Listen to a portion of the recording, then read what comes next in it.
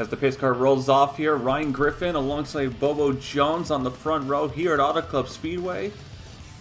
Ryan Griffin coming off a third place, looking for victory today. Green flag in the air here at Auto Club Speedway.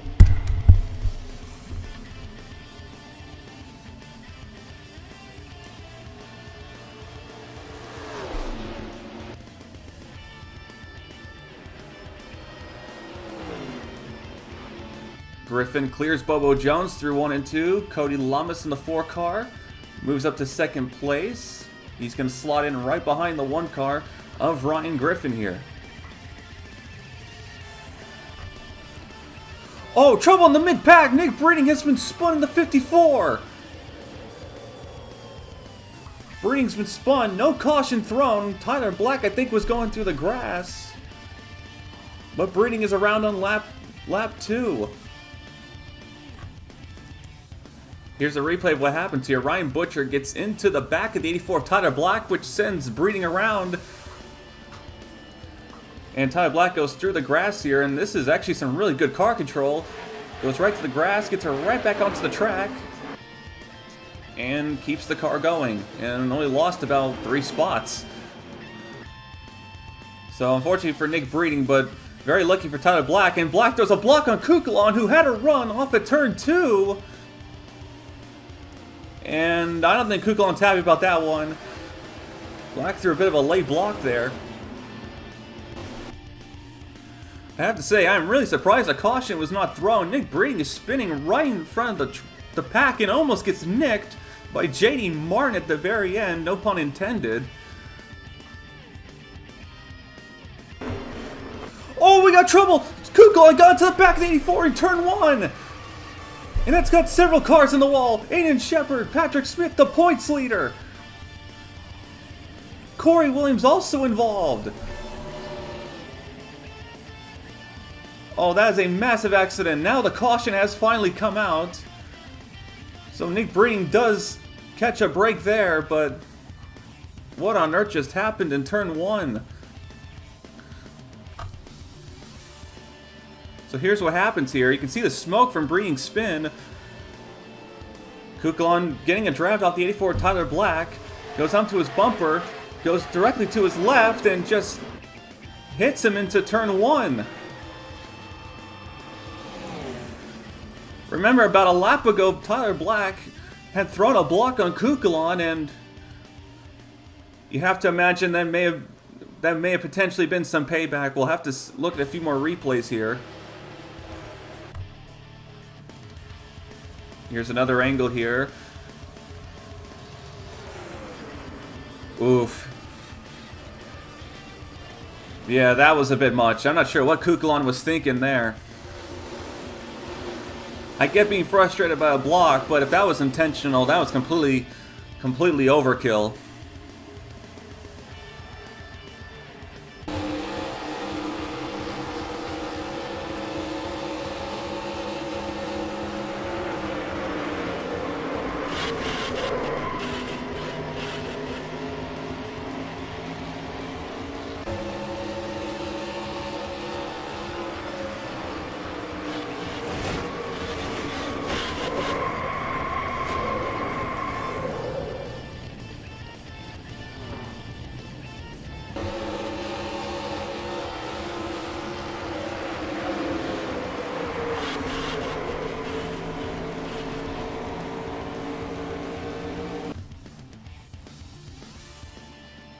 Cody Lamas bringing several others down to pit lane here.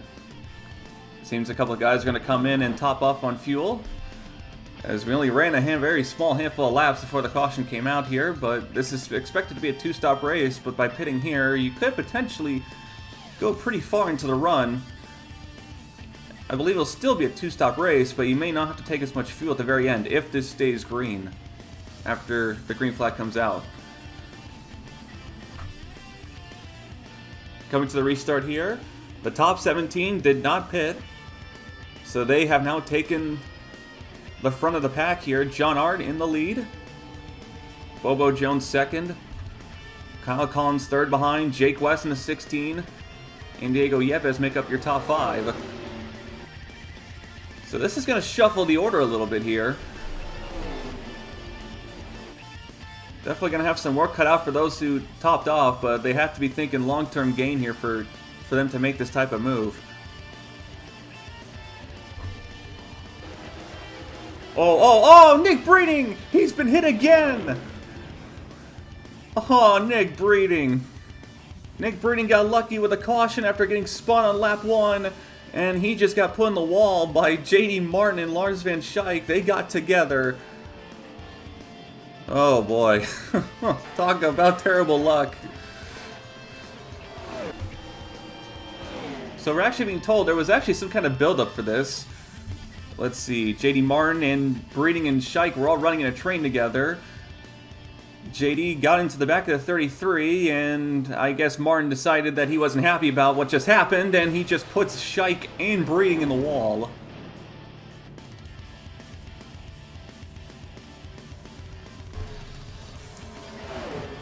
Corey Williams was really the only survivor from that lap 2 accident here. His car is very heavily damaged. Tyler Black, Patrick Smith, and Aiden Shepard have all pulled it behind the wall. Their days are done. Second straight last place finish for Aiden Shepard. You really hate to see it. It has been a very tough start to the season for Pontiac. And Patrick Smith, the points leader. People are wondering how long he was going to be able to hold on to that points lead after his surprising victory at Atlanta, but unfortunately that seems that's going to be the end of it today. And Tyler Black, unfortunately, I don't really think that what happened to him was really his fault.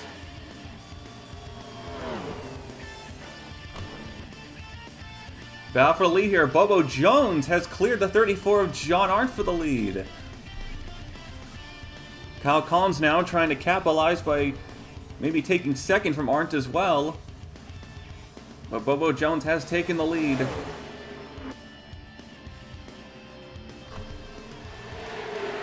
Oh, Jake West in the 16. He's got a problem. In the Joseph Sir Wrigley Dodge Dart, he's going to have some trouble here as he gets it gets hit by Matthew Rodriguez and Doug Lockrow in turn 1. Caution comes out as Matthew Rodriguez, who is coming off his Cup Series win at Las Vegas last week, he is in the wall with damage, as is Jake West and Doug Lockrow. Here's a replay here. Something breaks in the 16. Matthew Rodriguez, I think he's just trying to get past the 16, and unfortunately they just made contact, and that puts the 3 of them in the wall.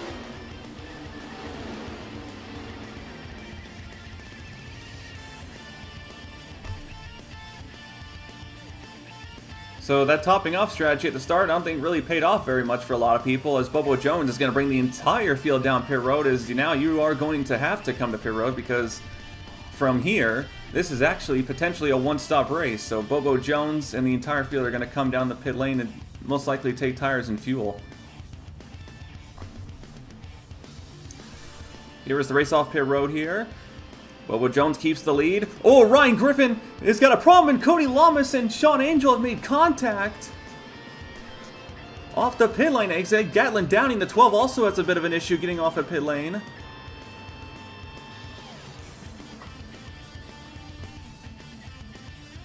So here's what happens between Sean Angel and Cody Lamas here.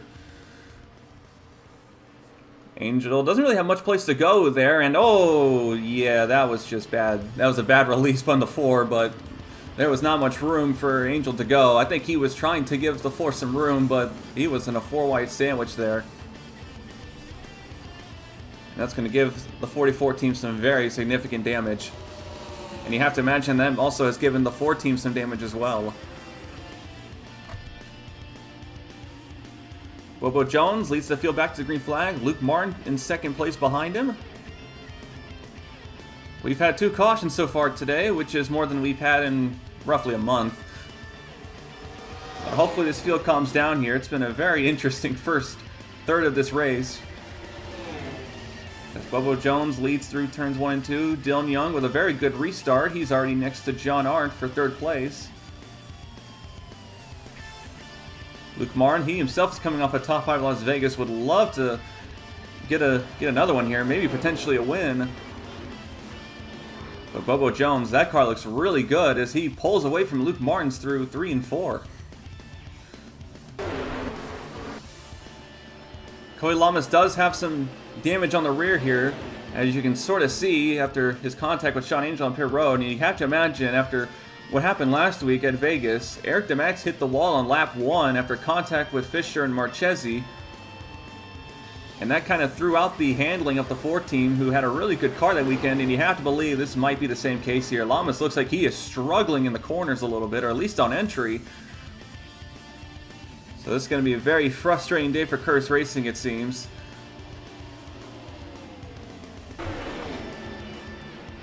Probably the biggest surprise of qualifying this weekend was Kev Shear, who actually had to use a Provo to get into the race today, which meant that he was not able to be actually put in a proper qualifying time, so he had to restart. Well, he had to not restart, he had to start the race in 39th. He has already worked his way up to the 16th position. So Kev Shear, his climb through the field, he is working out pretty well so far. That 0 team looks pretty fast. They just looks like they needed some more time in practice and qualifying to get their car sorted out here.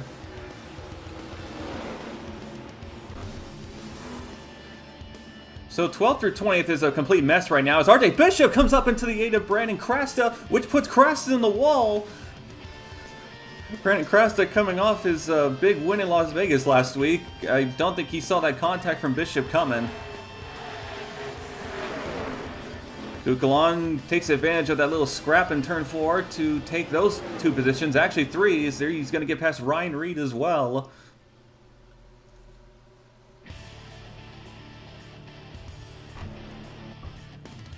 About for 7th place here, Ryan Acosta in the SV Motorsports car, battling Bradley Bishop Jr. and James Ellison for the spot. Ryan Acosta got a very nice 19th place finish for this team at Vegas last week. And this 32 team, they've had some pretty solid runs so far to begin the season, and not bad for a team that was not planned to run this car full time. Honestly, Patrick Smith's upset win at Atlanta may have changed the scope of the team a little bit here, and they managed to get Ryan Acosta, a very accomplished Cup Series driver in his own right, and he's trying to get this team another really good run here to help build this team up. And he seems to be doing a good job trying to keep this car in the top 10. That shakeup through the field earlier in the race definitely changed some things a little bit. Jack Halleck, who has not exactly had a very strong start to the season, this is a team that has been struggling to even run inside the top 20. They are currently running in 5th place right now, trying to hold off Diego Yepes. Halleck has been very vocal about how disappointed he's been and how his performances have been these past couple of races, and he's definitely looking like he's a little bit spiffier today. He's also got his teammate Dylan Young up there battling for the lead, roughly. So we'll see if Jack Halleck can capitalize on this. He seems to have a pretty decent car.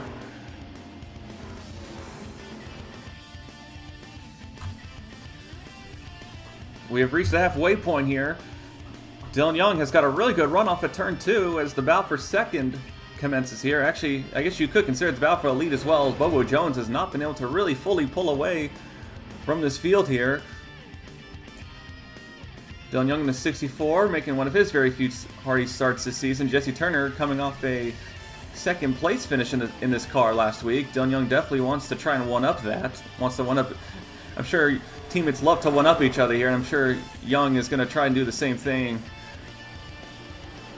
This car is definitely capable of winning races. And as you can see, the 64 goes right around the 34 with not much issue here. I think Art may have got a little bit tight off the exit of 2. For the lead, John Arndt got a good run off of 4, and now he's going to try and capitalize it through 1 and 2. Trying to clear the 9 of Bobo Jones. Art sort of comes up, but Jones has too much of a run to clear him. These two have been stuck together since the restart, and they seem to be pretty equal here. Jones trying to hold on to the lead here, but Arndt, I think he's going to be able to just come up and slide up. No, not yet. Jones fights back on the outside. Arndt's going to take the smaller route, though, on the bottom lane.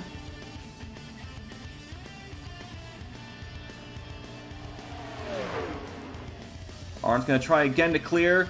Jones gets a little bit unsettled through one, but he gathers it back up and gets the speed off the exit here. Dylan Young now coming to take advantage of this. Young gets a nice run. He's going to push the 34 with his draft forward. We are coming up on the one needed pit stop to finish this race here as Dylan Young goes 3 wide for the lead. Young decided to make it 3. He kind of made it work, but he's not going to have the run off at turn 4 as Arndt and Jones both re-clear him.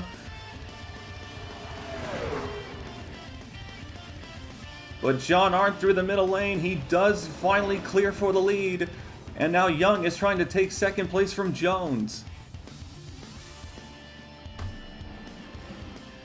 Here comes everyone to pit road. John Arndt, the leader, is going to bring most of the field down the pit lane. Bradley Bishop Jr. and Brandon Krasta choose to stay out an extra lap.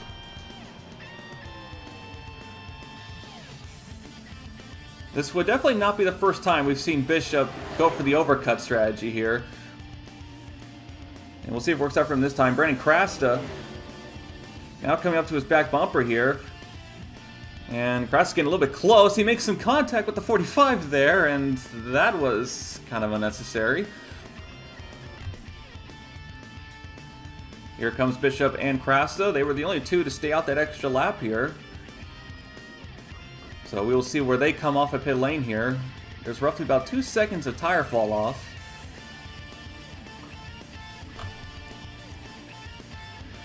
Here is the race off pit road. Dylan Young has taken the lead here, and he's going to go past Krasta and Bradley Bishop Jr. So a really great stop from the 64 team. That's got him out in front. Bobo Jones and John Arndt now have to settle for second and third for the time being.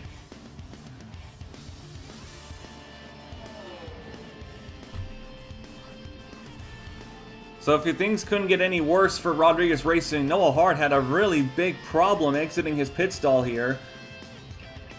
And that's going to cost him several positions. That's going to send him basically to the back of the field where his damaged teammates Breeding and Rodriguez are.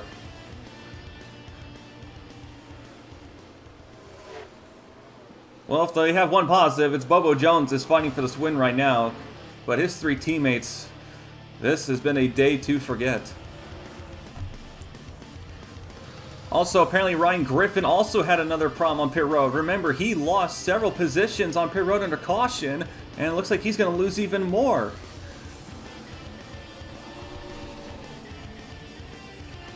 A tough day for the one team, to put it mildly. With 20 laps to go, here's the field.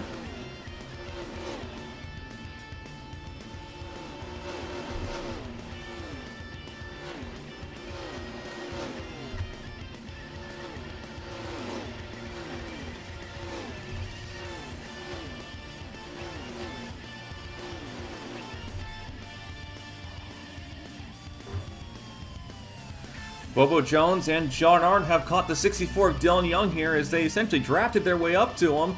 And now Arndt with a run off of 4, trying to make a pass on Young. Coming up on the lapped car of Corey Williams, who is heavily damaged in the 14. And Arndt down the bottom lane, trying to clear, does not clear him as Young now gets a shove from Bobo Jones. Jones got one heck of a run through 1 and 2, and he's going to help the 64. And just shoved him right back out in front. I'm sure Young's going to thank him for that one later, depending on how this one finishes, but this is the battle for the lead. The 64, the 9, and the 34. A Ford, a Toyota, and a Dodge. And here's the second pack behind them. Jack Halleck, RJ Bishop, and Luke Martin. So those 3 are, I think, maybe trying to catch that top 3, but this battle says otherwise.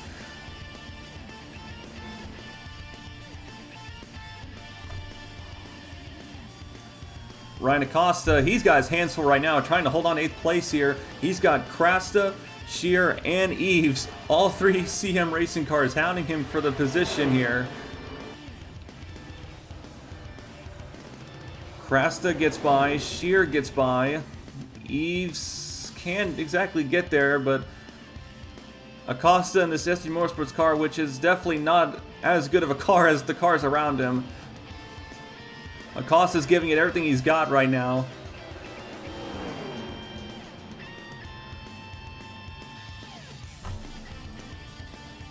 Here's Bradley Bishop Jr. and Brian Krasta. Remember, they pitted one lap later than the rest of the field here, and I gotta say, this 8-car's fast. He's been running lap times that have been more than several tenths quicker than the leaders have.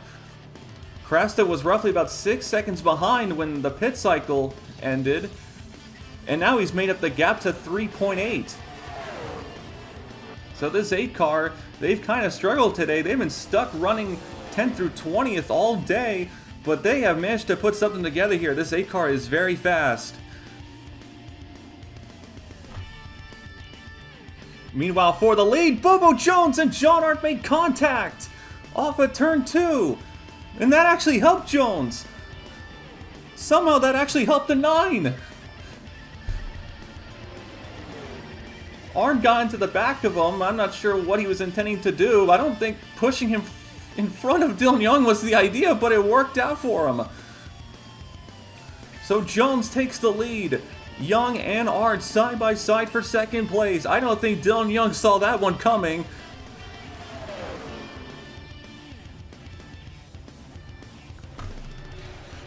Oh, trouble! Bradley Bishop Jr.'s in the wall! Bishop Jr.'s in the wall on the 45. He's stuck on it. He finally gets off of it.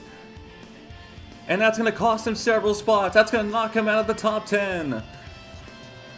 We believe he may have made contact with the 8. We'll have to look and see.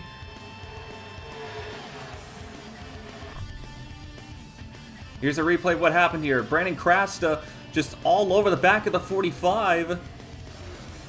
And he just puts him in the wall. I'm not sure if Krasta just decided he didn't want to be around him anymore, but that was a bit unnecessary. Now, actually, if you remember, Krasta did get into the back of the 45 before they came into pit road, so maybe Krasta just decided that he just didn't want to be behind him. But that is definitely going to be a very interesting post-race discussion between those two.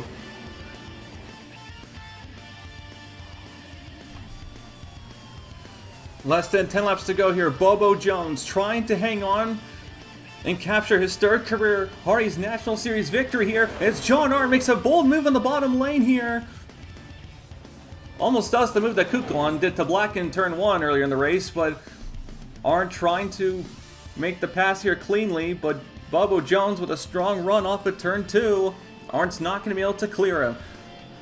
And they may have some company. Brandon Krasta in the 8-car has gone past the 74 of Jack Halleck for 4th place, and he is now coming towards the leaders. But the question is will he have enough time? Arndt down the bottom once more. Jones hanging on the top. The gap to 4th is 2.5. Or so it was. Now it's 2.0. That 8-car's coming. Half a second faster that previous lap here. Arndt is trying to make this pass on Jones. He may be sensing what's happening behind him. But Jones trying to hang on here. This would be a massive win for him if he can do this. But Brandon Krasta in the 8 is coming.